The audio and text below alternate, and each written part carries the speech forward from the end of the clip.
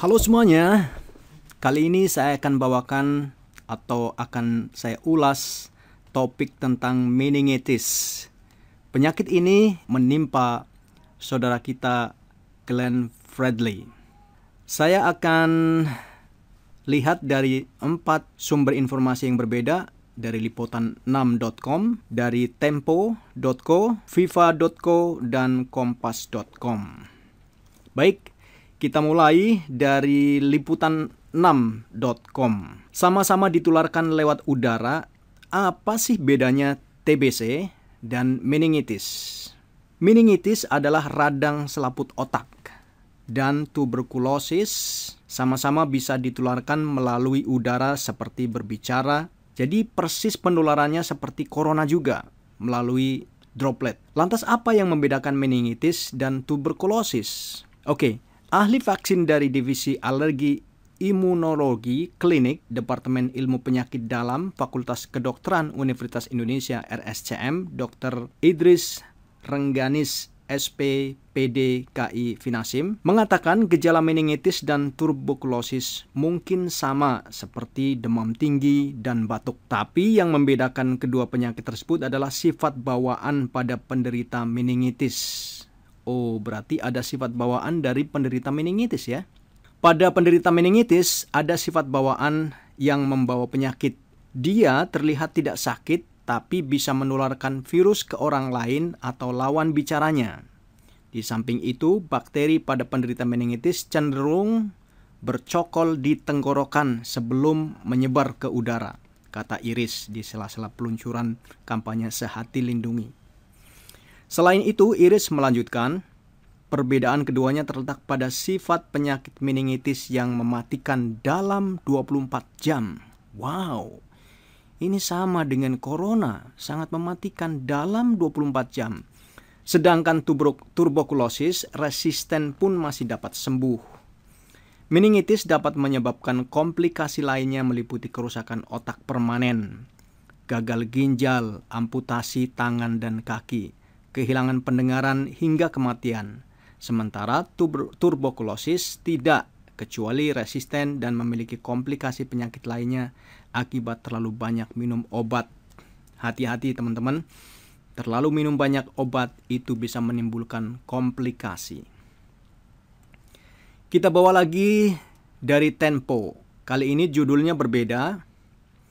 Sama-sama menyerang pernapasan. Apa bedanya TBC dan corona? Jadi sebenarnya dua penyakit ini sama-sama menyerang sistem pernapasan. Tuberkulosis atau TBC sering disamakan oleh masyarakat dengan infeksi virus corona alias COVID-19. Hal ini didasari oleh kedua penyakit yang sama-sama menyerang organ pernapasan. Selain itu, cara mengetes pun juga sama-sama melalui swab tenggorok lantaran penularannya mirip. Meski demikian, TBC dan COVID-19 sebenarnya sangat berbeda. Nah, apa ini bedanya? Direktorat Jenderal Pencegahan dan Pengendalian Penyakit Menular langsung dari Kementerian Kesehatan, Wiendra Waworuntu, menyampaikan beberapa perbedaan antara TBC dan COVID-19 saat memberikan edukasi kepada masyarakat dalam rangka Hari Tuberkulosis Sedunia yang jatuh pada 24 Maret bulan lalu ya. Dari segi kejadian penyakit, TBC tentu sudah terjadi puluhan tahun lamanya. Ya, ini penyakit yang lama di Indonesia memang, dan angka kematiannya cukup tinggi sebenarnya. Sedangkan penyakit COVID-19 sendiri baru muncul pada akhir bulan Desember kemarin di Wuhan. Ini juga mempengaruhi jumlah pasien, di mana pasien baru TB, tuberkulosis di dunia, setiap tahunnya mencapai 10 juta. Wow! 10 juta dalam setiap tahun. Berarti ada hampir 1 juta dalam setiap bulan. Sedangkan corona sampai saat ini 381.000 orang, kata Wendra. Tapi data yang terakhir setelah ini, pada saat saya bacakan itu datanya sudah 1.520.000 di dunia. Wenda menjelaskan bahwa virus corona akan masuk ke tubuh lewat kotak pada permukaan terutama mata, hidung, dan mulut.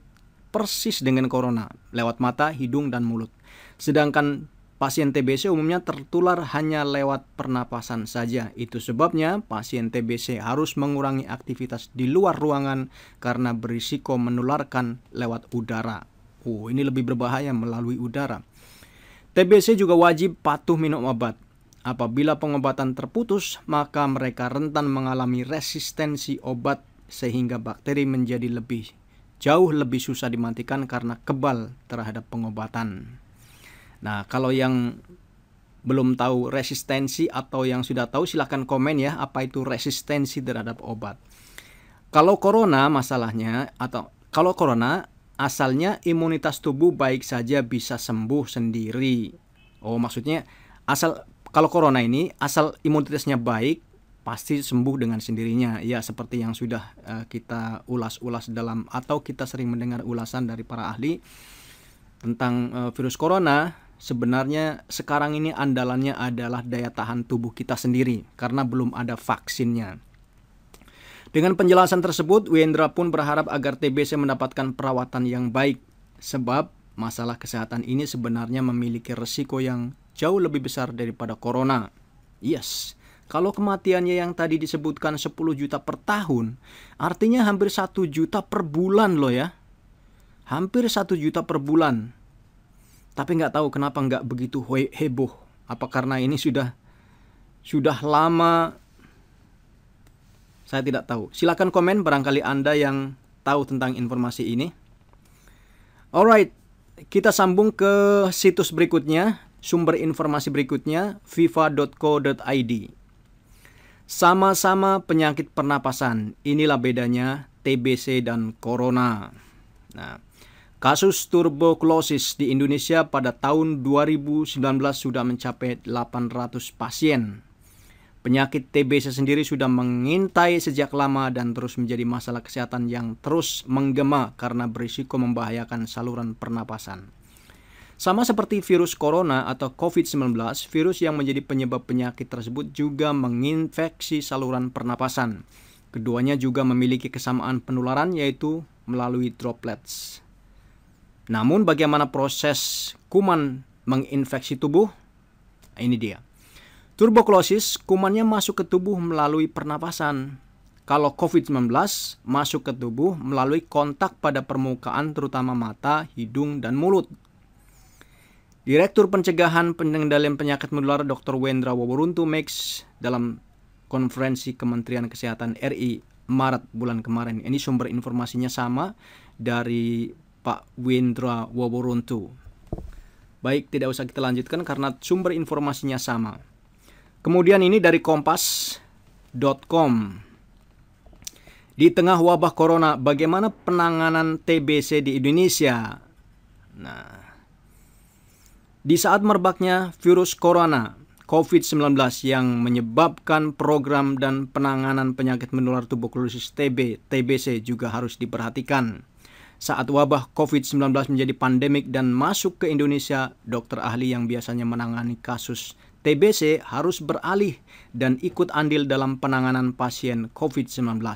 Lantas, bagaimana unsur-unsur dan program TBC dapat diterapkan dalam penanganan COVID-19? Menjawab hal ini, Direktur P2PML Kementerian Kesehatan, Dr. Wendra Woworuntu mengatakan bahwa sistem investigasi kotak IK atau IKA dalam program TBC dapat digunakan dalam menangani COVID-19. Guys, kalau kalian punya informasi yang lebih solid, lebih clear, dan kiranya berguna buat semuanya, silahkan komen atau silahkan berbagi informasi pada kami di sini. Sekian, Assalamualaikum warahmatullahi wabarakatuh.